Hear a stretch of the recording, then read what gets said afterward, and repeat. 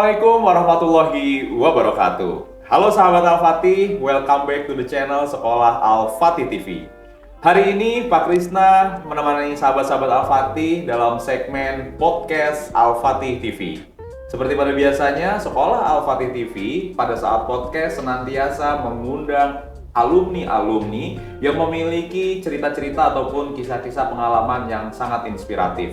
Dan pada momen kali ini, Bapak sudah menghadirkan salah satu alumni yang luar biasa, kisahnya di ranah pendidikan sangat inspiratif sekali ya. Ciri-cirinya dia tampan, cerdas, dan juga berwibawa. Kira-kira siapa? Ya, langsung saja tanpa berlama-lama, please welcome, this is Oase Sumarsono. Halo, Assalamualaikum, Oase. Waalaikumsalam, Pak. Alhamdulillah sehat. Alhamdulillah. Boleh Kak Oase disapa iya. sahabat Al-Fatih yang lagi di Halo sahabat Al-Fatih, Assalamualaikum. Iya, gimana kabarnya Kak Oase? Alhamdulillah hari ini baik-baik aja, lancar, aman. Bapak bagaimana? Alhamdulillah seperti yang bisa disaksikan, sehat jasmani, rohani, dan ekonomi. Ya. Alhamdulillah. Nah, Kak Oase, kalau Pak Krisna ingat ya, Kak Oase ini kan dulu alumni SMPIT Al-Fatih 1 angkatan 14 ya. Betul. Kak Oase ya. Masih ingat sekali sahabat Al-Fatih, jadi dulu pada saat pertama kali Pak Krisna menginjakan kaki di Al-Fatih tahun 2019, yang menyambut adalah kelasnya Kak Oase pada waktu itu ya. Pada betul, saat Pak. itu masih kelas 7 kelas kalau 7. betul ya? Betul, Pak, betul. Masih kelas 7. Mungkin boleh diceritain aja langsung lebih lanjut terkait dengan biografi Kak Oase sendiri. Baik, terima kasih Pak. Baik sahabat Al-Fatih, izin memperkenalkan diri terlebih dahulu. Praja Muda Muhammad Oase Sumarsono, NPP 350768. Status saya sekarang sebagai Praja Muda tingkat 2 di kampus IPDN. Baik, sebelumnya saya akan ceritakan dulu bagaimana latar belakang saya sebelum sampai saat ini sebagai praja. Sebelumnya di SMP, tentunya saya merupakan alumni dari SMPT Al-Fatih 1. Di kampus ini, saya di sekolah ini tentunya saya mendapatkan berbagai macam pengalaman, kemampuan, dan tentunya ilmu-ilmu supaya pada akhirnya kemudian saya bisa melanjutkan pendidikan saya di SMA. Dari sini saya mendapatkan cukup prestasi yang pada akhirnya mengantarkan saya ke SMA NCBBS menggunakan jalur prestasi dari SMPT Al-Fatih 1 ini. Alhamdulillah, kemudian selama di SMA saya menjalankan pendidikan dengan baik dan lancar, sehingga dari SMA saya kemudian memiliki goals untuk pada akhirnya melanjutkan pendidikan yang lebih mendekat kepada kenyataan kehidupan, yakni di kampus atau perguruan tinggi negeri. Nah, akhirnya saya memiliki tujuan dan cita-cita untuk mencapai kampus IPDN yang ada sekarang ini. Oke, di Kalimantan Barat ya? Betul, sekarang di Kalimantan Barat, dan sebelumnya tingkat 1 saya di kampus IPDN Jatinangor. Oh, betul Pak. Tingkat 1 di Jatinangor, sekarang pindah Kalimantan Barat, kemudian nanti tingkat 3 dan tingkat 4 sampai dengan skripsian saya di kampus Jatinangor lagi. Kembali lagi ke betul, Jatinangor. Pak. Oh, alah, begitu ya, luar biasa. Baik Kak Oase, boleh nggak mungkin Anda selama 3 tahun di Al-Fatih, mungkin ada kesan-kesan yang masih ada di benak Kak Oase sampai saat ini? Pesan dan kesan bagi saya sendiri yang paling memorable selama saya bersekolah di SMPT Al-Fatih 1 ini, salah satunya itu ketika saya mendapatkan tiket untuk berangkat studi ke luar negeri, Pak. Iya. Ya, kalau dulu kami berangkatnya dari Singapura baru ke Malaysia selama 5 hari, Pak. Dan itu untuk mencapainya tentunya tidak mudah, Pak. Tidak mudah karena untuk mencapai hal itu melalui berbagai macam seleksi, tes yang harus dilalui. Dan kebetulan waktu itu kan yang namanya seleksi ke luar negeri itu bisa melalui beberapa kategori ya, Pak. Betul, kategori yang saya ikutin cuma satu, Pak. Saya gambling, karena mungkin ada beberapa rekan-rekan tuh yang dia akademik ya, terus di olahraga juga naro, jadi kayak masih ada second choice lah, cadangan. Tapi saya enggak waktu itu. Saya gambling, saya YOLO aja, dan akhirnya alhamdulillah waktu itu bisa lolos terpilih meskipun agak ngos-ngosan ya Pak ya untuk mencapainya, karena tentunya berbagai rangkaian seleksi dari akademik, kemudian kesehatan seperti kebugaran jasmani dan wawancara, pada akhirnya bisa saya lewati semuanya, Pak. Oh, luar biasa ya. Nah, bagi sahabat Al-Fatih yang memiliki cita-cita pergi ke luar negeri, ternyata di sekolah kita ada loh program wisata belajar luar negeri yang untuk mendapatkan tiketnya banyak sekali jalur-jalur yang bisa ditempuh oleh sahabat Al-Fatih. Tinggal menyesuaikan saja dengan minat dan juga bakat sahabat Al-Fatih. Bahkan kalau dilihat dari seleksi wisata belajar luar negeri, banyak sekali sahabat-sahabat Al-Fatih yang mengikuti prosesnya dengan berbagai kemampuan dan bakat mereka yang beragam. Nah baik Kak Oase ya, kalau kita bicara terkait dengan tema podcast kita kali ini, yakni menggapai asa sesuai daya. Nah kira-kira Kak Oase, dari tema tersebut ada nggak sih relevansinya dengan perjalanan pendidikan Kak Oase sampai saat ini? Baik Pak, jadi sahabat Al-Fatih, tentunya sesuai dengan tema podcast kita hari ini, menggapai asa sesuai dengan daya, ini sangat relevan dengan kenyataan yang saya alami, perjalanan yang saya alami ketika saya mencapai kampus IPDN ini, Pak. Tentunya seperti yang saya jelaskan dari SMA, itu tentunya tadi kita flashback bahwasannya sebetulnya untuk mencapai IPDN itu tidak mudah, Pak. Banyak sekali rangkaian seleksi yang harus saya lalui dan itu tidak mudah. Kenapa? Karena untuk melalui rangkaian setiap seleksinya itu kita harus mencapai kualifikasi atau kompetensi standar yang dibutuhkan sebagai nantinya seorang PNS ketika lulus dari kampus ini. Tentunya yang paling pertama adalah SKD, seleksi kompetensi dasar, kemudian dilanjutkan dengan tes jasmani, kesehatan, selanjutnya tes psikologi, dan yang terakhir terkait dengan kemampuan fisik seperti lari dan pull up, sit up dan sebagainya. Itu rangkaian yang memang sangat rumit dan tentunya korelasinya dengan tema hari ini.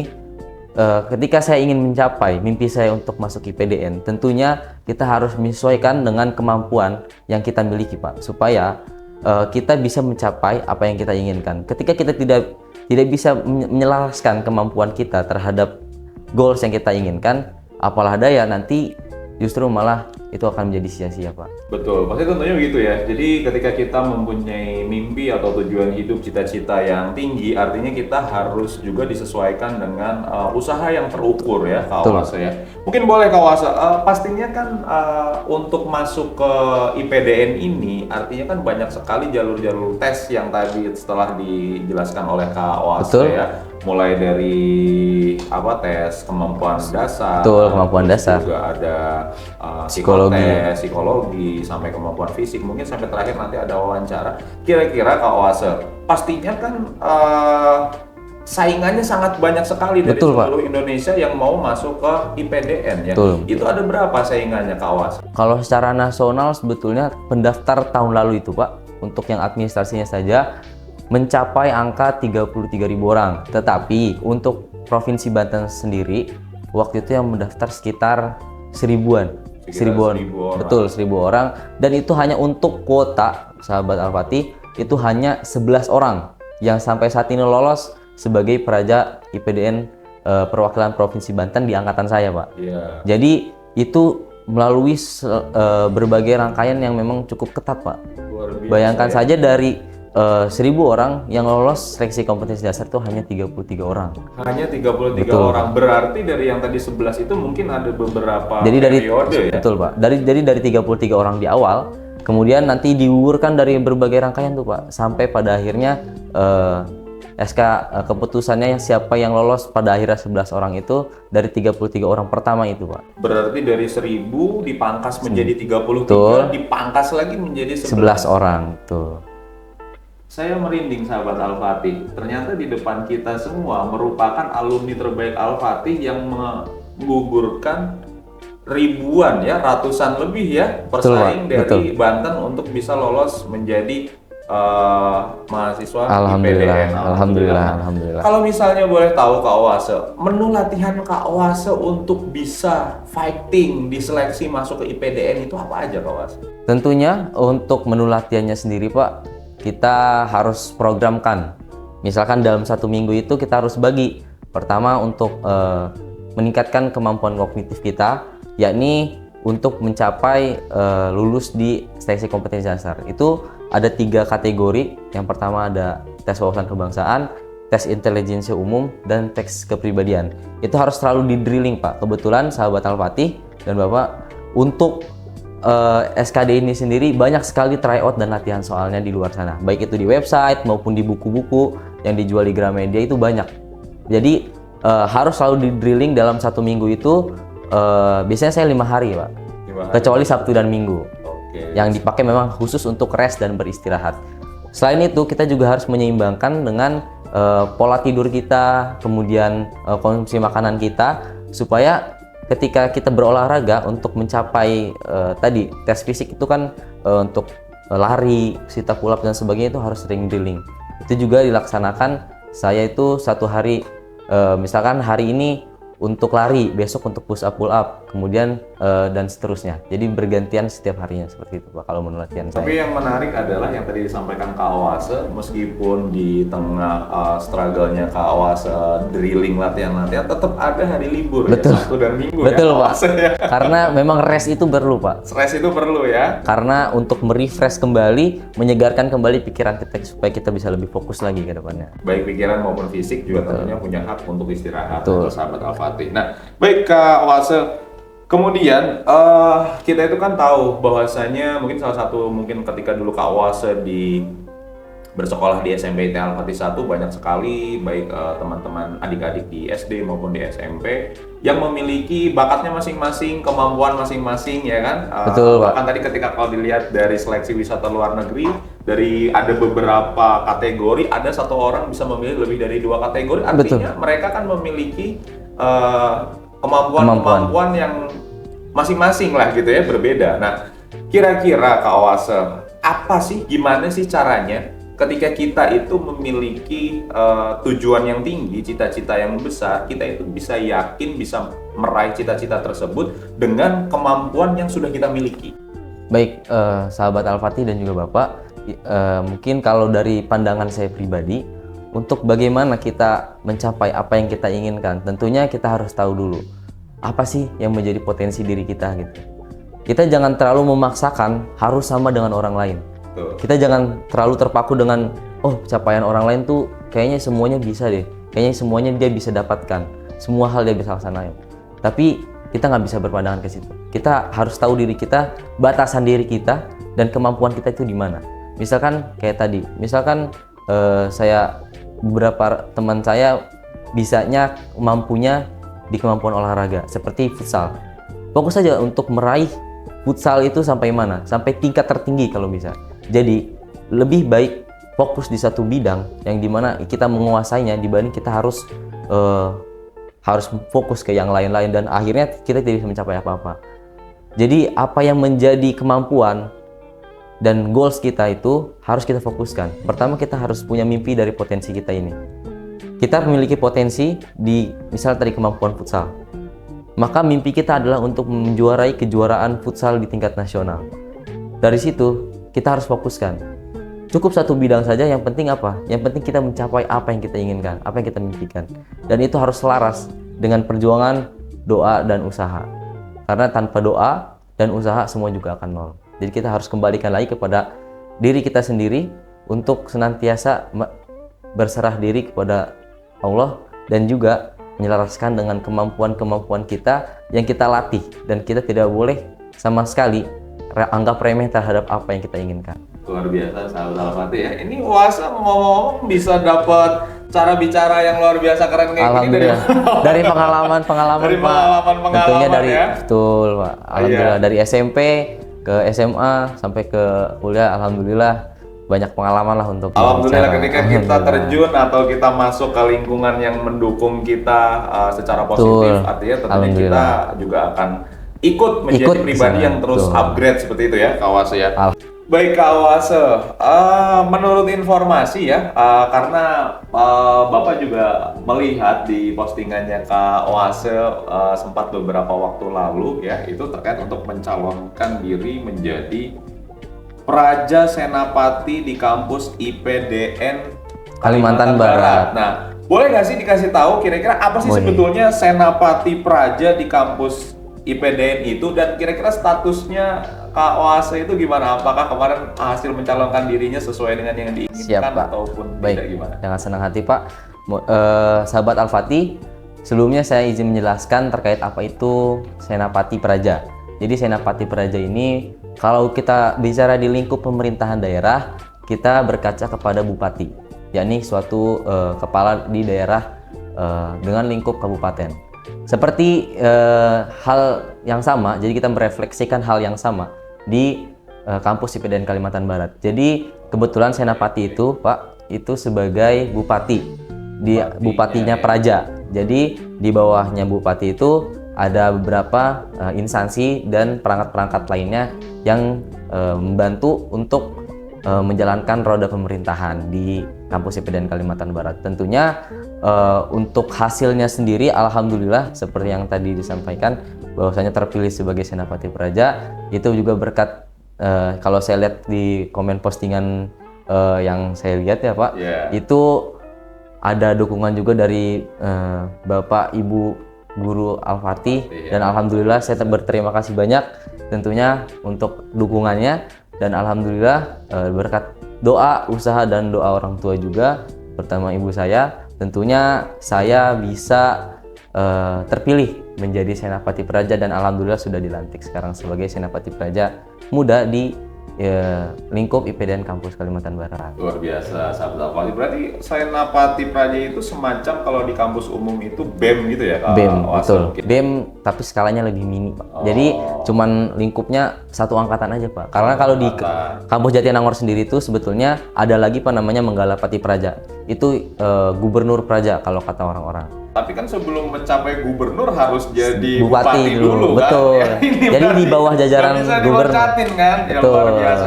Hari ini mini mungkin tahun-tahun berikutnya bisa menjadi lebih tinggi pastinya ya. Amin. Baik, Kak Oase, kemudian pernah nggak sih Kak Oase dalam mengejar sesuatu, cita-cita, harapan sampai saat ini itu menemukan kendala-kendala dan hambatan-hambatan kesulitan? Baik, Pak dan sahabat Al-Fatih, tentunya hal yang menjadi berat, tantangan bagi diri saya sendiri. Kalau menurut pengalaman saya itu sendiri lebih ke pribadi saya sih Pak. Karena bagaimanapun yang paling berat adalah melawan diri sendiri.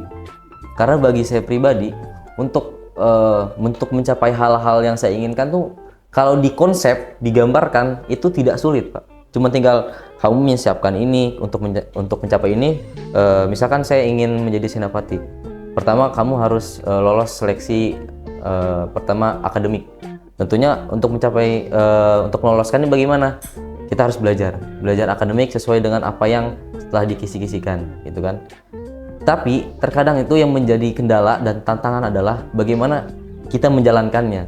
Jadi kita melawan diri kita sendiri untuk menjalankan hal itu, dan itu terkadang sulit Pak. Jadi kita sudah memplanning, sudah mengkonsepkan, menggambarkan bagaimana, tapi kadang pas dijalankan, hari pertama kita jalanin emang, hari kedua udah males lah, nanti aja, terus nanti berkurang lagi, dan akhirnya kita nggak bisa maksimal gitu. Dan itu sahabat Al-Fatih, itu yang membuat sebetulnya menjadi sulit kita mencapai apa yang kita inginkan, karena kita tidak mampu untuk melawan diri sendiri. Jadi bagaimana kita bagaimana tantangan dalam diri yang harus kita atasi adalah bagaimana kita harus mampu melawan diri sendiri untuk mencapai apa yang kita inginkan. Gitu.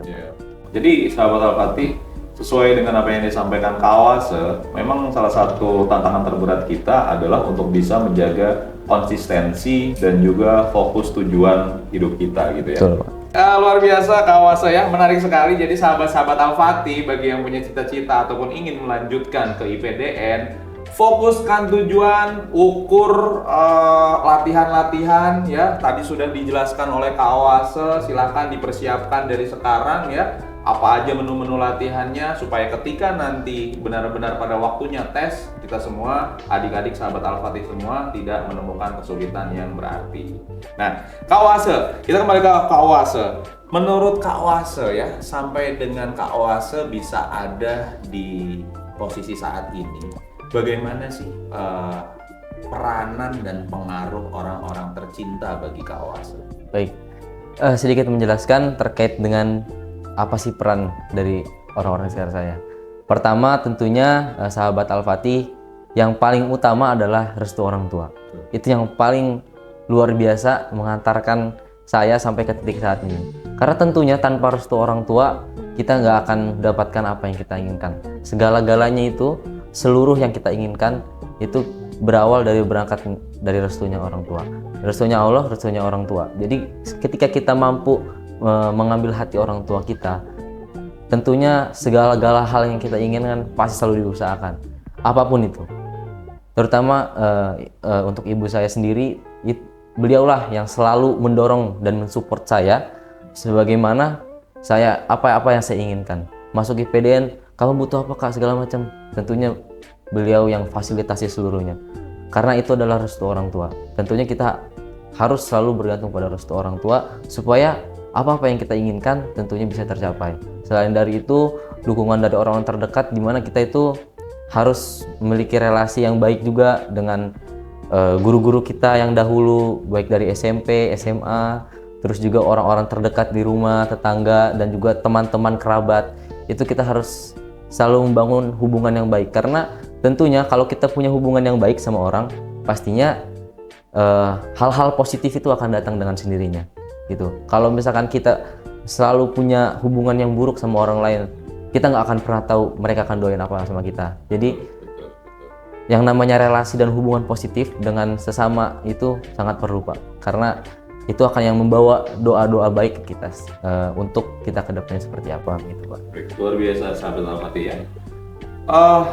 Dari segmen podcast manapun, yang utama adalah kita perlu senantiasa membangun hubungan dan relasi baik dengan orang-orang di sekitar kita. Yang paling utama adalah hubungan kita dengan orang tua kita, baik ayah maupun ibu kita. Karena ada pepatah yang menyatakan bahwasanya ketika cita-cita kita terkabul, maka itu adalah salah satu doa ibu kita yang terkabul sebetulnya. Ya.